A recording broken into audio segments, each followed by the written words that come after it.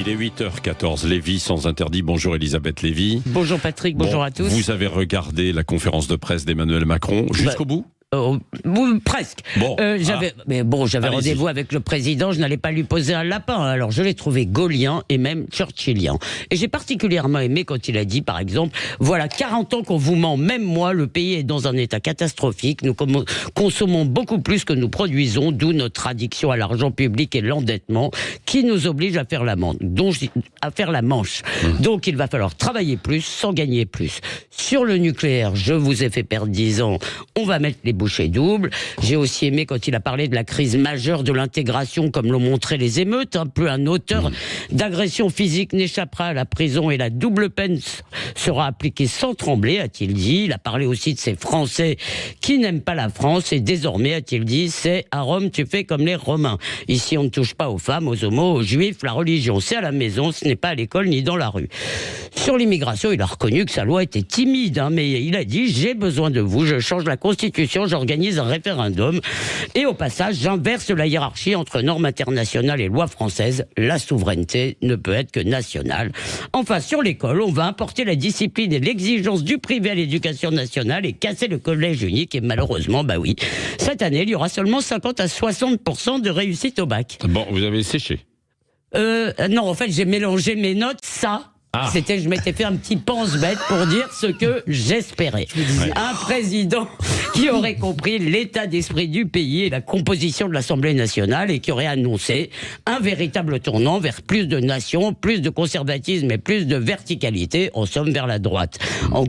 Au lieu de quoi, on a eu un super Premier ministre, parfois un chef marketing de la Start-up Nation, qui rentrait dans les détails qui ne sont pas de son niveau, avec ce leitmotiv, on a déjà beaucoup fait et on va faire encore plus. Alors oui, il y a quelques mesurettes sur l'école, très bien la Marseillaise, mais enfin, si les instituteurs peuvent l'imposer et puis changer l'habit ne va pas guérir le moine. La véritable innovation, c'est la démographie, et la voilà réduite à un problème médical. Le combat contre la fertilité plutôt que la politique familiale, et même ça, ce combat contre la fertilité, c'est considéré comme réac par ceux qui réclament de la GPA et de la PMA à tour de bras. Et sinon, on a eu le petit ronronnement progressiste sur le Rassemblement national, parti de la colère facile.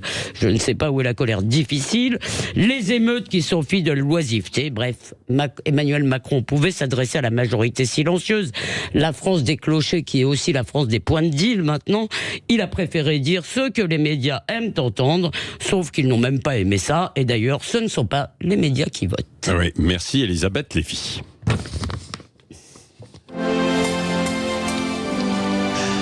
Bon, toute la première partie, il faut bien le dire, parce que tout ça, c'est ce que vous auriez voulu entendre. Oui.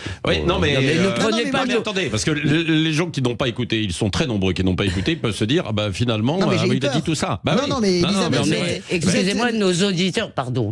Moi, je ne crois pas que nos auditeurs croient comme parole d'évangile tout ce que je peux croire. Ils croient ce qu'on. Mais ils nous ont entendu avant. Vous savez, Elisabeth, que vous êtes une si bonne actrice en réalité. Oui. À un moment donné, je me suis dit, mais j'ai pas entendu tout ça. Mais oui, c'est ça. Mais c'est ce que disent beaucoup d'auditeurs, là, bien sûr. Et je me suis dit, mais De Gouin, tu es passé complètement à côté de la plaque de cette interview magnifique et gaulienne. Bon, non, oui. Il y avait un bureau gaulien. Oui, alors ce qui est intéressant, c'est qu'Elisabeth et moi, on est restés sur notre fin, mais pas pour les mêmes raisons. Donc, c'est assez, c'est intéressant. Je pense que, vous savez, moi, je résume ça vraiment à son premier meeting de lancement des Européennes. En réalité, le seul message hier, c'était cela, parce que je pense que politiquement, le seul cauchemar d'Emmanuel Macron, à part le fait qu'il manquera toujours 40 ou 50 députés, plus Bayrou, qui est très très fâché.